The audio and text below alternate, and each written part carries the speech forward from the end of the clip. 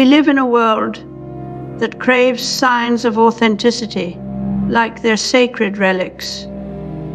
Cracks in pottery, handwritten notes, grainy film footage. These are not just aesthetic choices, but cultural signals. Proof someone made the effort to be humans.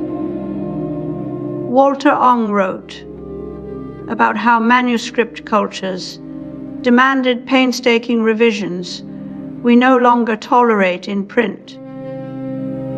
But now, with digital tools designed to mimic those same flaws at scale, authenticity is no longer earned, it's generated.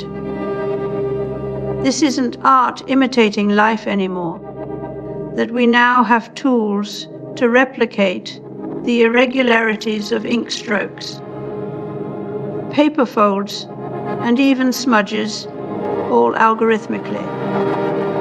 These are not just design trends, they're psychological cues manufactured in bulk. The effect is subtle but powerful. A digital product made to feel like it was crafted with care.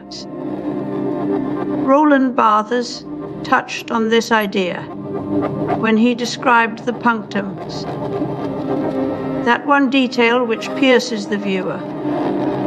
Now, AI selects these details for maximum emotional impact. The commodification of authenticity is a paradox. We pay to feel unpolished. It's the digital equivalent of a mass-produced crafts fair, where every imperfection is carefully staged. As Barthes warned in Image, music, text, language works on us by undoing our assumptions about what's real. When machines learn to counterfeit intentionality, they don't just copy life, they replace it with a more palatable version. One we trust because it looks like the effort was worth it.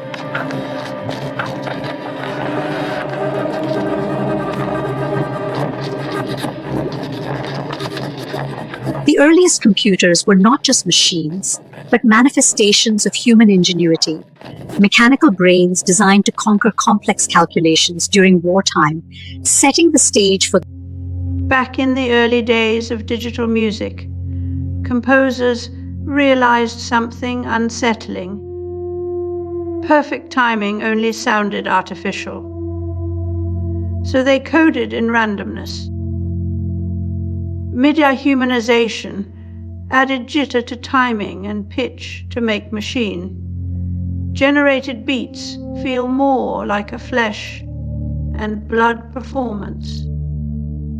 It wasn't about art. It was about illusion. And this illusion had a purpose: to be accepted as real within systems that valued the human touch. What we hear in that footage confirms a long-standing pattern precision is the goal, but its opposite must be staged as proof of life. When engineers added simulated typos to AI handwriting generators or forced cursive loops onto digital text, they weren't creating art, they were selling trust.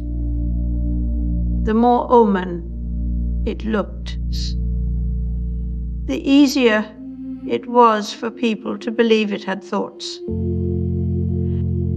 We started with tools that imitated us. Now we've built machines that don't just copy human flaws, they profit from them. Every stutter in synthetic speech, every tremor in a deepfake voice, is a calculated risk to make us feel seen. The stage is set for the next act. not just convincing us of authenticity, selling it as experience itself.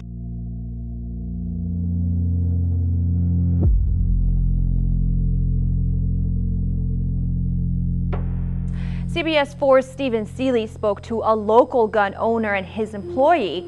And Stephen, what's their take on the new call to ban assault-style weapons? Well, Maribel, the owner I spoke to says there needs to be some changes, but thinks the ones that have been selected won't work.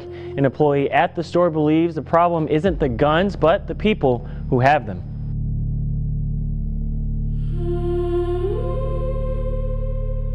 Then to check dye and fabric colors and check them accurately and scientifically, there's the spectrophotometer. This instrument can detect and record more than 2 million different colors. Instagram filters now simulate film grain and Polaroid borders not to look retro, but to convince us that what's fake is real. That digital content, no matter how curated or synthetic, can still feel human. These tools don't just enhance images, they signal experience, as if authenticity could be pasted on like a sticker over algorithmic flatness. The filter becomes both mask and passport, proof of participation in the aesthetic of lived moments. As machine-generated content becomes indistinguishable from human-made, governments scramble to pass laws that can't keep up. We see AI detectors sold like antivirus software, another layer in an escalating game of cat and mouse. Here, authenticity is no longer a question of truth, but of control. Who gets to decide what's real enough to count as real? Neil Postman once warned of television's tyranny, how it recast serious discourse into entertainment. Now, in the age of AI, trust itself is being rewritten as a manufactured experience. We no longer earn trust through action or time. We buy it with algorithms and filters that mimic sincerity. The final irony. Authenticity becomes another product to spoof, refine, and resell.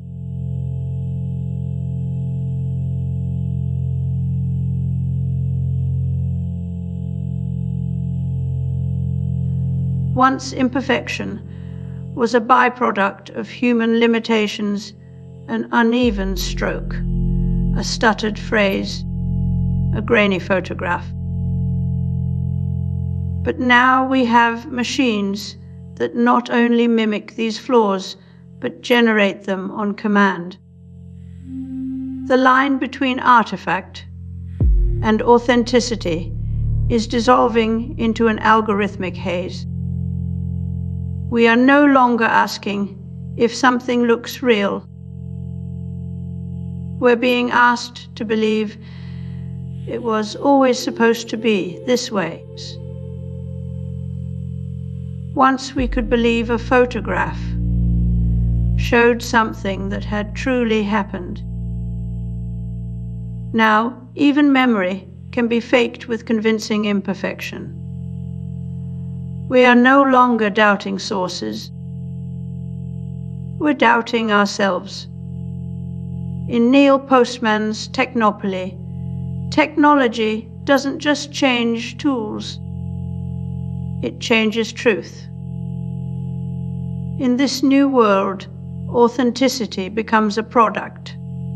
It is sold in digital packages, handwritten notes, natural speech patterns, organic video transitions, all generated with the precision of a machine pretending to be fallible. If everything can look human, how do we know what's real anymore? We are not just losing touch with reality. We're losing faith that it matters.